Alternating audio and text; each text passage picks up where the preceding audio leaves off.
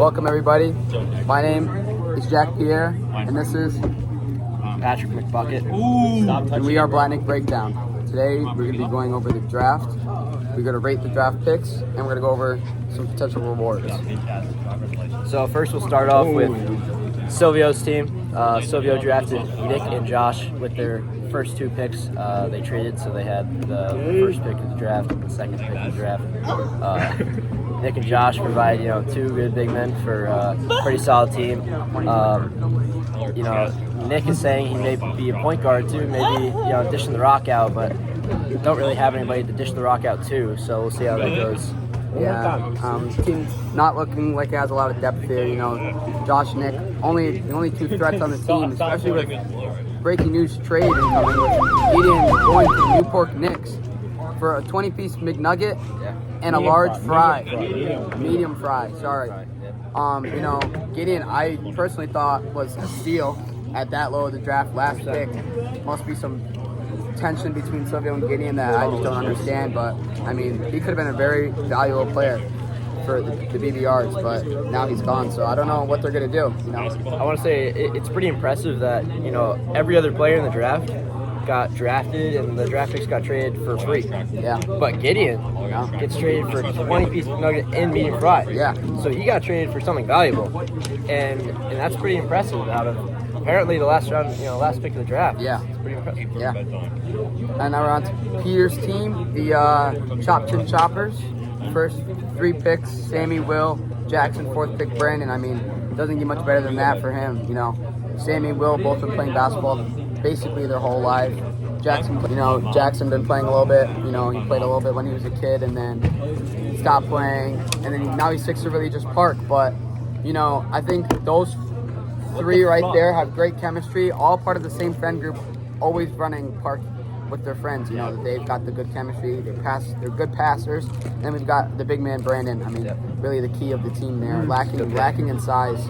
You need a big man, and I think Brandon will definitely be there to step up. I think that's a pretty big steal. I think a lot of people in the draft think he's not very good, but I think he's a pretty solid player, and we'll see how good he can get if he really puts some effort into it. And then they picked up Dom and Owen with the last two picks. We don't really talk to any of them. Yeah. And then we go on to the Newport Knicks, which is Brayson's team. They had the fourth and the fifth pick of the draft, and they picked up Matt Hand and Ryan Harrow. Ryan Harrow, plays basketball. We thought he was going to go fourth. I think Newport Knicks kind of just messed around and got Matt Hand for fun because they had back-to-back picks. But that's, two guards that can dish the rock out and maybe shoot. So it'll be interesting how they can lead their team.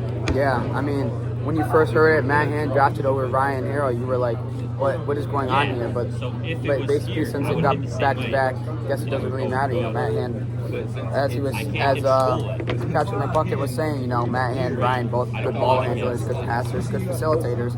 Ryan with varsity experience, very important there. And then they picked up Brian, Bradley, Cassius, and Omari. Omari, not a lot of knowledge on the court, kind of slow up top. And then you've got Brian Yetto, big trash talker. I think he's all bark, no bite. Personally, I've never seen him ball out really. Doesn't seem like much of a hooper. Maybe has a couple handles, but I just don't see it there. Then you've got Bradley and Cassius. Cassius probably one of the most overrated big men in the league, to my opinion. Wow. Really thinks. I mean, I don't agree with that. The way he acts on the media, I just don't think he's got it. He really thinks he's big man. He thinks he's top dog. I would like to see it. Cassius personally, I know him very well. I think he has good post moves, but the only problem is when people come after him, he gets a little nervous with the ball.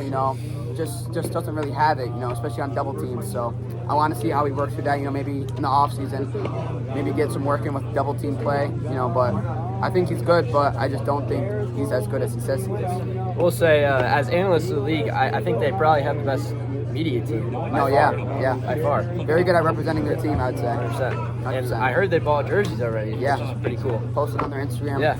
Newport Knicks, tap in. So the next team, they're still deciding on a name. All their names have been terrible so far, so we'll see how that changes. But Matt LeClaire's team, they picked up Justin with their first pick, and then Aiden. They grabbed seemingly a big man who can technically shoot. apparently he can shoot. And they picked up Aiden, who is probably going to be their point guard, who's going to dish the rock and be the main ball handler. So I think those are solid picks.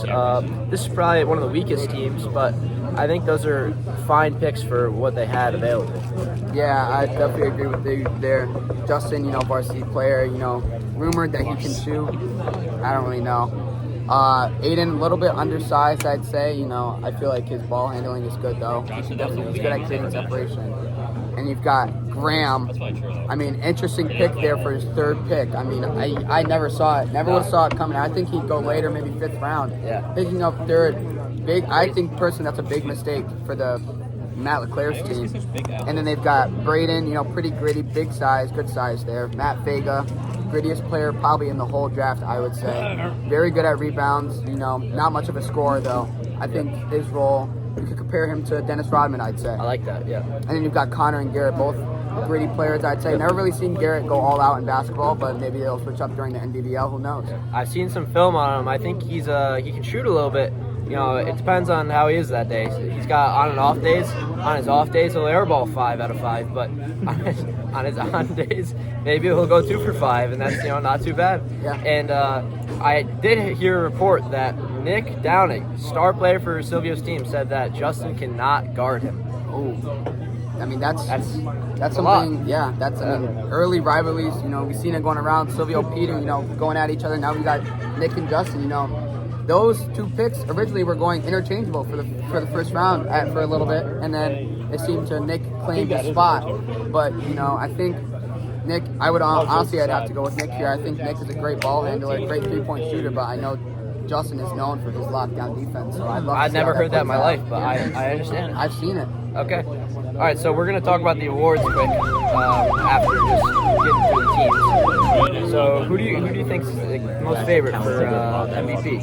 MVP, to carry it on, I've got to go with Nick or Josh here. 100%. Valuable players. It's no brainer. They got nobody on their team, so one of them is going to have to really step up, if not both. Yeah. And I think that really is just the definition of the MVP. Yeah. Being able to step up is, that's huge. With not much help, it's really up to them. And I think with everybody else's team's got some help, but I think with Nick having to be that main scorer and Josh having to be that main scorer, they have the most chance of being the MVP this week. What do we think about underrated comeback player? Who's gonna go out there and first day nobody thinks they're good and they're gonna go out and show out. They're gonna really prove they're good. I'm just gonna have to take Matt Vega there. People really don't think he's that good of a basketball player, but I know what he can do. I've played against him personally back in the day, and he was an absolute dog in the paint. He crashes those boards. He's gonna be one of the most valuable players on Matt LeClair's team just because of how many rebounds he's going to get. He's gonna crash the boards and he's gonna dish it out. That's his job, and he's gonna play it very, very well. Compared to all these other low draft picks, really just role players, really just shooting guards when they can't shoot. I mean, Matt Vega knows he's not a shooter, but he knows he can rebound, and he does that job very, very well. Yeah, I think it could go to Dom. I don't know if I'm a big fan of Dom in this position, but there's a chance that if he really plays, which he's got the players around him to do well. It could be Dom. You're looking at probably somebody on Matt LeClair's team, since they're not very good, so they may need somebody to step up if they want to go pretty high. I like the Matt Vega. I think that's a pretty good comeback player, and I think he could really prove himself to be the best in the league. And I think that's going to wrap it up for today's Blatnick Breakdown episode. We are looking forward to another episode. See you guys another day.